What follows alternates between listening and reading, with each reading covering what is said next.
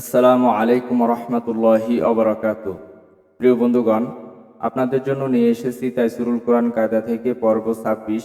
এ পর্বে আমরা শিখব যজমালা হরফের পরে তাইদিদ হইলে যজমালা হরফ পড়া যায় না।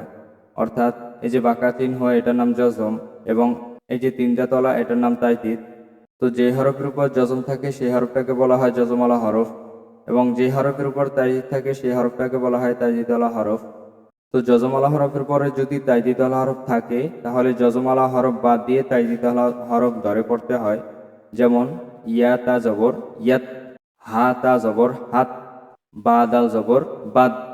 অর্থাৎ এই যজমালা হরফ পড়া যায় না। এই যে দাল যজমালা হরফ, তারপরে তাইদিদওয়ালা হরফ, এই জন্য পড়া যায় না। এই দালে যজম, তারপরে তাই তাজদিদ, এই জন্য দাল পড়া যায় না। এবং এই তাই যজম তারপরের হরফে দালে তাজদিদ, এই জন্য এই তা পড়া যায় না। কোরআন মাজিদের যেখানেই এরকম থাকবে সেখানেই এরকম যজমালা হরফ বাদ দিয়ে তাজদিদওয়ালা হরফ ধরে পড়তে হবে। তো আমরা উদাহরণগুলি ভালোভাবে শিখে নেই।